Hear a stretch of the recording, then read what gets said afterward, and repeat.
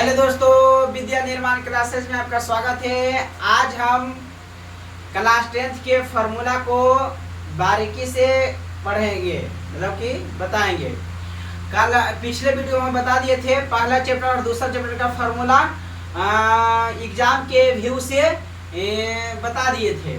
चलिए आज हम तीसरा चैप्टर का फार्मूला देखेंगे कि तीसरा चैप्टर का फार्मूला कैसा कैसा होता है और किस तरह का एग्जाम में यूज होता है फार्मूला हिसाब को हल करने के लिए। चलिए टॉपिक पर चलते हैं, समय गवाते हुए नहीं, ध्यान से देखिए। तो तीसरा अध्याय हो गया दो चर वाला रैखिक समीकरण। अब इसमें दो चर वाला रैखिक समीकरण का मतलब क्या होगा? दो चर वाला रैखिक समीकरण का मतलब हुआ कि ABCD वाला दो बार रहना चाहिए। दो चर वाला रैखिक समीकरण का मतलब, जैसे यहाँ पर समझते हैं कि दो चर वाला रैखिक समीकरण का मतलब क्या है। जैसा मान लीजिए कि 5x प्लस 2y हो गया दो चर वाला रैखिक समीकरण। दो चर वाला रैखिक समीकरण का मतलब यह हुआ कि समीकरण में ABCD वाला दो गो रहना चाहिए। ABCD वाला दो गो रहना चाहिए, कोनो लेटर रहना चाहिए दो गो, A to Z में दो लेटर रहना चाहिए ABCD में, तो हो जाएगा दो चर वाला रैखिक समीकरण। उसी प्रकार तीन चर वाला रैखिक समीकरण होता है, तो उसमें ABCD वाला XYZ कुछ भी रह सकता है, तीन को रह सकता है, तो तीन चर वाला रैखिक समीकरण हो जाएगा। और एक चर वाला रैखिक समीकरण का मतलब हुआ कि ABCD वाला केवल ओनली वन एक रहेगा, तो हो जाएगा एक चर वाला रैखिक समीकरण। रैखिक का मतलब होता है घात पर एक। रैखिक का मतलब होता है घात हमेशा एक, तो हो गया रैखिक। ध्यान से इधर देखना है। तो यहाँ पर समझते हैं कि दो चर वाले रैखिक समीकरण, इसका मतलब पहले समझिए। समीकरण का मतलब हुआ कि बराबर आ जाना चाहिए, एक नहीं बराबर में जीरो। ये कहना गलत हो जाएगा कि बराबर में जीरो रहेगा तब ये होगा समीकरण। बाकी तो वो तो आइए जाता है जीरो, इधर भेज के उधर करके कट पलट के आइए जाता है जीरो। लेकिन बराबर की चिन्ह जैसी रहेगा, जैसी वो समीकरण हो जाएगा, बराबर की चिन्ह गायब हो जाएगा तो हो जाएगा बहुपद हो जाएगा। ठीक है दोस्तों, चलिए देखते हैं हम। तो ये वाला क्लियर होगा दो चर वाला रैखिक समीकरण। तो सबसे पहले जानते हैं कि दो चर वाला रैखिक समीकरण का मानक रूप क्या होता है। चलिए दो गो समीकरण ये x1 है, b1 है, c1 का मतलब क्या हुआ? मतलब ये दर्शा रहा है कि पहला समीकरण है, टू दर्शा रहा है कि दूसरा समीकरण है। तो पहला समीकरण वाला हो गया कि a1x plus b1y plus c1 बराबर 0, ये पहला समीकरण हुआ। दूसरा समीकरण a2x plus b2y plus c2 बराबर 0, यह दूसरा समीकरण हुआ। चलिए देखते हैं कि ये वाला फॉर्मूला होता है जो एग्जाम में पूछता है, ऑब्जेक्टिव सब्जेक्टिव दोनों में यूज होता है हमेशा। ध्यान से इधर देखना है। तो पहला जब a1 बटा a2, यहाँ पर गलत लिखा गया है, तो हो जाएगा जब a1 बटा a2, जब a1 बटा a2 बराबर नहीं होगा b1 बटा b2 के, जब a1 बटा a2 बराबर नहीं होगा b1 बटा b2 के, तो क्या होगा? तो इसमें पूछता कि ग्राफ कैसा होगा, हल कैसा होगा, S1 पूछते रहता है सवाल में।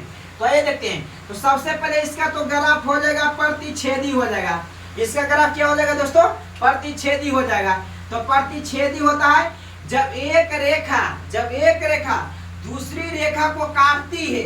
जब एक रेखा दूसरी, मान लीजिए कि यहाँ से यहाँ तक की रेखा है, ये वाला रेखा का मतलब होगा कि वैसी आकृति जिसका एक बिंदु तो पता हो, दूसरा बिंदु पता नहीं होता है, तो उसे कहते हैं किरण कहते हैं, उसे किरण कहते हैं। ये वाला हो गया किरण, ये वाला हो गया किरण। जैसे कि बात की मतलब किरण का मतलब क्या हो कि जैसे सूर्य का प्रकाश है, तो सूर्य का प्रकाश कहाँ से आ रहा है तो हमें पता होता है कि एक बिंदु से आ रहा है, और उसका प्रकाश कहाँ तक फैल कर जा रहा है वो हमें पता नहीं होता है। जैसे हम एक टॉर्च को जलाते हैं, तो टॉर्च को तो पता होता है कि कोई तो जला रहा होगा टॉर्च को, लेकिन उसका किरण ऊपर की ओर जब आप करते होंगे तो ये नहीं पाते होंगे कि उसका प्रकाश कहाँ तक जा रहा है, तो वो हो गया किरण। और ये हो गया ई, जब दोनों पट्टी ऐसा रहे तो इसका कोई आता पता बिंदु नहीं होता, मतलब कि वैसी आकृति जिसका दोनों बिंदु अनिश्चित होता है। अनिश्चित का मतलब होता है कि पता नहीं होता है, निश्चित का मतलब कि पता है। ठीक है। और ए हो गया रेखाखंड का उदाहरण। वैसे आकृति जिसका दोनों बिंदु निश्चित होता है, मतलब दोनों बिंदु पता होता है। जैसे आप मान लीजिए कि ये रेखाखंड, तो इसमें रेखाखंड हो गया कि दोनों किनारा वाला हो गया, ये वाला पेपर है तो पेपर के दोनों किनारे वाले तिरछी वाला होता है रेखाखंड, ये वाला तिरछी वाला, ये दोनों वाला रेखाखंड हो गया। ए वाला हो गया, ई वाला रेखाखंड है। जैसे मान लीजिए कि बोर्ड है, तो बोर्ड का रेखाखंड हो गया ए वाला से यहाँ से लेके यहाँ तक में हो गया, ए वाला रेखाखंड हो गया। ठीक है, तो क्लियर हो गया रेखाखंड किरण रेखा क्लियर हो गया। चलिए आगे बढ़ते हैं, ध्यान से इधर देखिए। तो यहाँ पर देखते हैं कि ये हो गया प्रतिच्छेदी। जब एक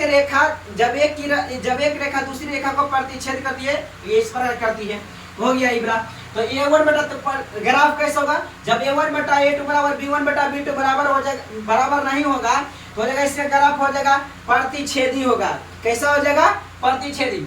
हल कैसा होगा, तो केवल एक हल, अद्वितीय के मतलब होता है जिसके जैसा कोई और ना हो जाएगा अद्वितीय हो जाएगा।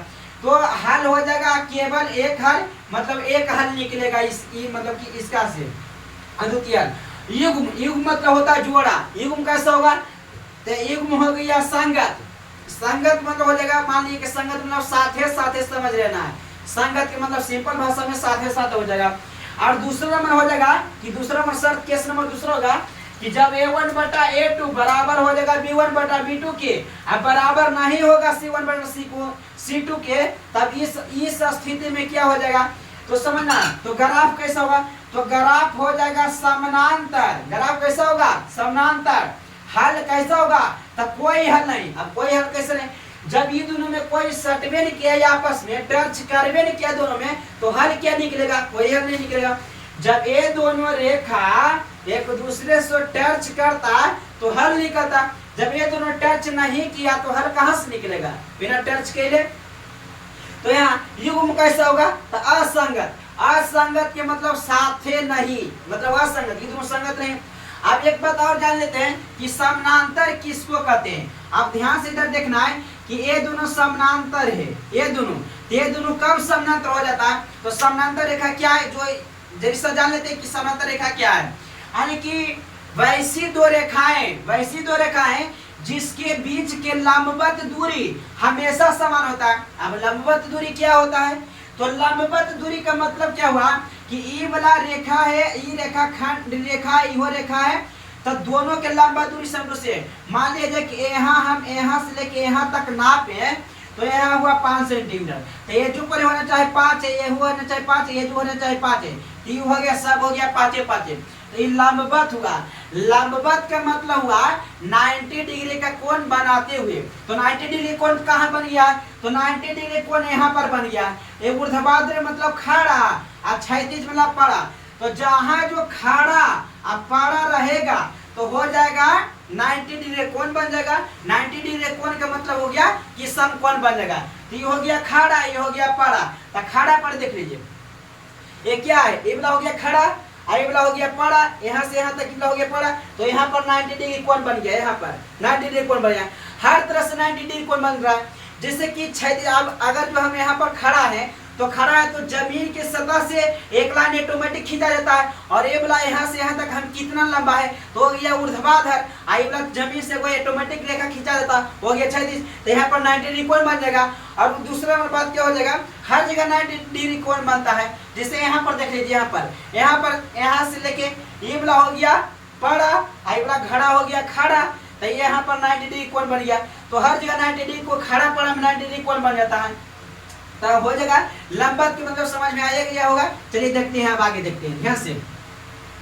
तो जान लेते हैं क्या कि ये वाला तो हो ही गया था, यहाँ तक हो गया था। चलिए आगे बढ़ते हैं। जब A1 बटा A2 बराबर B1 बटा B2 बराबर C1 बटा C2, यानी कि जब सब रहेगा बराबर तो ग्राफ कैसा होगा, और उसके बाद हल कैसा होगा, उसके बाद युग्म कैसा होगा। चलिए देखते हैं। तो ग्राफ इसका हो जाएगा समपाती।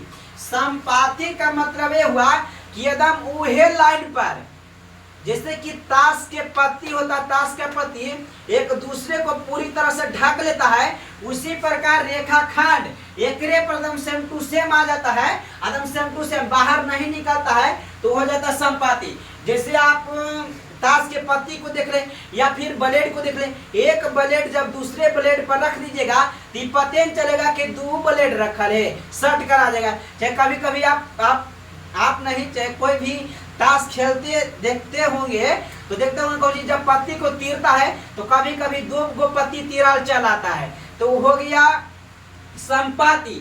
संपाति मतलब पूरा पूरा ढक ले। और इसको सर्वांगसम भी कहते हैं। सर्वांगसम के मतलब सब अंग से समान, सब अंग से समान। अभी बताएं कुछ कि जैसे कि वाला पेपर है, जैसे मान लीजिए कि ये वाला पेपर है, ए वाला पेपर, एक पेपर ए है एक पेपर ई है, अगर जो ये दोनों पेपर एक दूसरे को पूरी तरह से ढक लेता है इसको हम सर्वांगसम भी कह देंगे और संपाति भी कह देंगे। संपाति मतलब यही हुआ, मतलब कि संपाति में आ जाता है लाइन और सर्वांगसम में सब अंग आ जाता है, समान आ जाता है। चलिए देखते हैं। तो संपाति मतलब क्लियर हो गया। तो यहाँ पर ग्राफ जब a1 बटा a2 बराबर b1 बटा b2 बराबर c1 बटा c2 को होगा तब क्या होगा, तो हो जाएगा ग्राफ हो जाएगा संपाति। ग्राफ कैसा होगा, संपाति। हल कैसा होगा, तो अपरिमित रूप से अनेक हल। अनेक हल का मतलब हुआ अनंत हल। अनंत हल मतलब ढेर, क्या तुम हल निकाल सकते हैं। और युग्म हो जाएगा संपाति। संपाति मतलब अभी बताए थे। संगत, संगत मतलब साथे साथी, आश्रित। इसको याद रखना, संगत को आश्रित भी कहा जाता है। ये दे देगा तो गड़बड़ा जाइएगा जैसे। और ई एकदम इम्पोर्टेंट हो जाता है। जैसे मान लीजिए कि दो गो इक्वेशन दिया रहेगा, मतलब दो को समीकरण दिया रहेगा और उसको 3-4 विधि से हल करने के लिए कहेगा। जैसे हो गया वर्ज गुणन विधि, प्रतिस्थापन विधि, विलोपन विधि, ग्राफीय विधि। तो 4 विधि से हल करने के लिए कहेगा। दो गो इक्वेशन दे दिया जाएगा। एकदम ये चारों एकदम बहुत इंपॉर्टेंट होता है, सबसे ज्यादा इंपॉर्टेंट। और विधि कौन कौन होता है, तो मान लीजिए कि पहला, मान लीजिए कि ग्राफीय विधि होता है। पहला हो जाता है ग्राफीय विधि, दूसरा हो जाता है वर्ज गुणन विधि, वर्ज गुणन विधि, वर्ज गुणन विधि, और तीसरा हो जाता है प्रतिस्थापन विधि, प्रतिस्थापन विधि, और चौथा हो जाता है चौथा ग्राफीय विधि। और एक और हो जाता है चौथा हो जाता है विलोपन विधि। तो ये वाला हो गया विलोपन विधि, विलोपन विधि। ये वाला हो गया विलोपन विधि। तो ये चारों है जो बहुत इंपॉर्टेंट है, चारों है जो बहुत इंपॉर्टेंट, बहुत ज्यादा। आप कहेगा कि चारों में वो कौन ज्यादा इंपॉर्टेंट है, तो सबसे पहले ऊपर वाला चूज कर लेना है, एकदम ऊपर वाला। ये वाला एकदम 5 नंबर में एकदम खड़े पूछेगा, एकदम ये फिक्स रहता, एकदम फिक्स कि 5 नंबर वाला ग्राफ आइवे करेगा। ग्राफ इसको पूछता है 5 नंबर वाला। इक्वेशन दो को दिया रहेगा, उसको आपको x के मान y के मान निकालना है और सॉल्व करना है डिब्बा बना के, उसके बाद ग्राफ खींचना है। तो इसको पूछता है 5 नंबर में ग्राफीय विधि को। और वर्ज गुणन के पूछता है 2 नंबर में, और इसको भी 2 नंबर में पूछता है, इसको भी 2 नंबर में पूछता है। लेकिन कभी कभी क्या रहेगा, ई होबरा पूछ देता, ई होबरा पूछ देता, ई होबरा, तीनों में से कौन, लेकिन इनका फिक्स है कि आइवे करेगा। आई तीनों में भी 2 नंबर क्या जाता है। जब से 100 नंबर का हुआ है पेपर तब से 2-3 गो आइए जाता है लगभग। चलिए देखते हैं आगे। तो इसको सिखाते हैं कि वर्ज गुणन विधि याद कैसे किया जाता है। तो सबसे पहले जानते हैं इधर कि पहले इसको बता देते हैं कि वर्ज गुणन विधि ज्ञात करने का फॉर्मूला क्या होता है, इसको याद रख ले रहिएगा। तो x बटा होता है b1 into c2 minus b2 c1 बराबर y बटा c1 a2 minus c2 a1 बराबर 1 बटा a1 b2 minus a2 b1। ये होता है फॉर्मूला होता है। इसको आप कैसे याद रखिएगा, ये तो याद रखना मुश्किल है, इसलिए हम इसको बता देते हैं कि कैसे याद रखिए। सबसे पहले आपको कुछ नहीं करना है, सबसे पहले आपको कुछ नहीं करना है।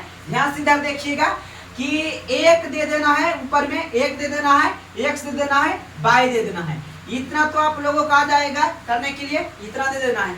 उसके बाद सब के बट्टा कर देना है, सब के बट्टा कर देना है। उसके बाद लिखना है a से शुरू करना है, a से शुरू करना है, उसके बाद जाना है c तक। तो हम कर देंगे ab माइनस ab माइनस कर देंगे ab माइनस ab कर देंगे। आप कुछ नहीं करना है। उसके बाद यहाँ तक बराबर देने चल जाएंगे और उसके बाद कहते हैं ए भी हो गया। अब बी सी लेना है, क्या लेना है जी, बी सी। तो बी सी माइनस कर देना है बी सी, हो गया। अब तो आएगी, अब इधर चलाएगा घुट के इधर, तो सी ए माइनस सी ए हो जाएगा। तो ये जब हो जाएगा सी ए माइनस सी ए, ये वाला हो गया। अब आपको क्या करना है कि यहाँ पर 12 21 12 21 12 21 12 21 12 21 बैठे चल जाना है। तो हो जाएगा 12, ये हो जाएगा 21, ये हो जाएगा 12, ये हो जाएगा 21, ये हो जाएगा 12, ये हो जाएगा 21, हो गया। अब आप कहिएगा कि इस एकरा नियर कहाँ हुआ ये वाला, देखिए इसको हम उलट के लिख दे, सीधा से लिख देना है। ये वाला कर दिए अंतिम में, तो उससे हमको क्या मतलब है, अंतिम कर दिया तो हम भी कर देंगे अंतिम में। तो सबसे पहले ये दोनों को लिख देंगे, एक्स वाला के पहले वाई वाला के बाद में, उसके बाद ये वाला लिख देंगे। तो सरिया के लिख देंगे, तो एक्स बटा हो जाएगा b1c2 माइनस b2c1 बराबर बाई बटा सी ए, इतना हो जाएगा माइनस c2 हो जाएगा a1 बराबर 1 बटा हो जाएगा A B minus A B minus A B, उसके बाद 12 21 हो जाएगा, हो गया। मिला लीजिए, सेम टू सेम है। कैसे निकाले जो आप तो देखिए कैसे निकला है जो। चलिए ठीक है दोस्तों, आज भर के लिए इतना ही रहने देते हैं, बाकी विशेष के लिए वीडियो कल आएगा। धन्यवाद दोस्तों। अगर आपको मेरा पढ़ाया हुआ अगर जो आपको पसंद आया हो तो चैनल को सब्सक्राइब करें और शेयर करें। ठीक है दोस्तों, बाय बाय दोस्तों।